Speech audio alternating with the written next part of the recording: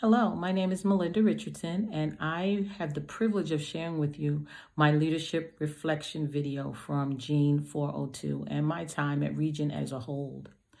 We were asked to share different aspects from the Christian Character Index, from the textbook that we used on leading the way through the 5 practices of exemplary leadership.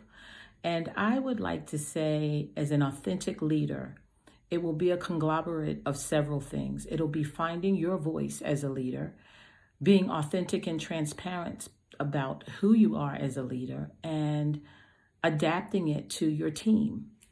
Not the authentic piece, but the needs of the team. The 5 aspects are: model the way, inspire a shared vision, challenge the process, enable others to act, and encourage the heart. I had the privilege of interviewing a wonderful history maker and barrier breaker, CEO and founder of a very broad company. And I say broad because it's a worldwide venture. Most of it is focused in the United States, but just the capacity that she holds, and as a barrier breaker, being the first African American woman to sit as CEO and president in her last 2 positions, have been phenomenal. It's been phenomenal because she's been relational, and that's what I started. My initial paper in this course always pointed to the relational part of being a leader, and we saw that through different resources, whether it was on a video where the gentleman was able to share how you lead from your heart and not just your need first. By telling stories, you're able to relate to the individual and to show them how you're human is really what I like as a leader. I'm going to elaborate just a little bit on modeling the way. There are weaknesses and there are strengths in doing that. In modeling the way, you don't want to come out as a person who is always perfect. You have to be real. And by that is the word I use, transparent. And in modeling the way, you actually can have your team collaborate with you in forming a path. I think the old paradigm of a leader, of a team being hierarchical, is not conducive in your everyday life with your team or your employers. The second part is inspire a shared vision. Make communication key. Share the vision and have input from others within the team to help you solidify the vision and keep it ever before your people. When new people come into the company, organization, or ministry, make sure they're aware of what the vision is and grow the vision. Other people may bring a great aspect to what you already are. And remember, we want to keep evolving as people, as individuals, same difference, and as a company. The next one will be challenge the process. Always, always be a lifelong learner. And in that, I mean as a team as well as an individual leader.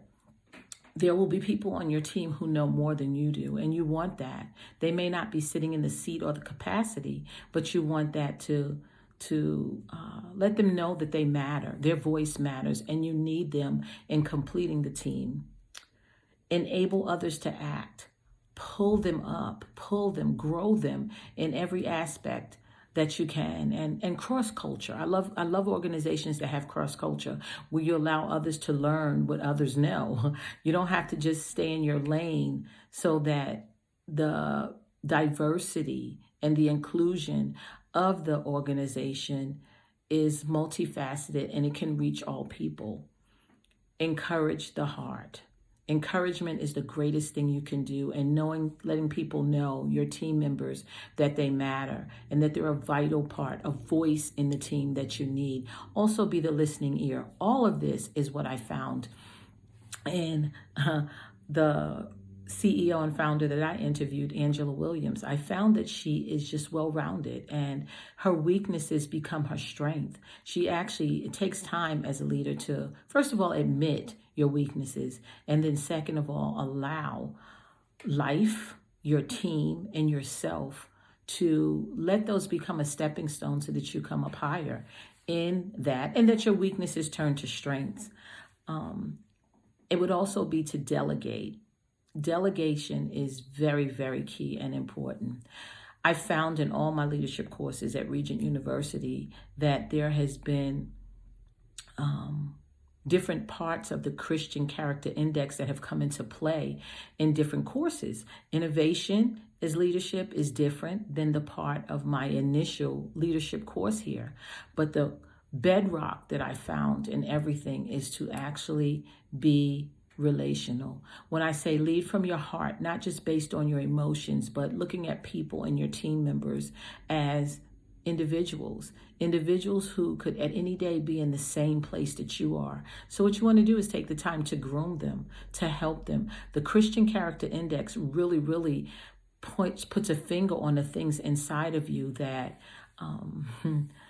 you may not say or use on a daily basis, but that make up who you are as a leader. In conclusion, with Angela, I was able to learn that no matter what, you keep going and you don't stop at no. You constantly, continually build up who you are as a leader and share that with the others. And also remember, personal, that you are equipping future leaders. How do you want them to be the best leader that they are in themselves? And the only way to do that is to give all of yourself and, again, be relational, reach out across, share your stories, share your testimonies. That's another thing we learned in one of the phenomenal videos that we watched during this course, that when you lead from your heart, with your heart, and not on emotions from trauma, you're able to get a full involvement of your team members. And I always lead with the aspect of raising future leaders. So I would like to say thank you again for this course. I hope this video brought you insight for impact, and be the best leader that you were born to be.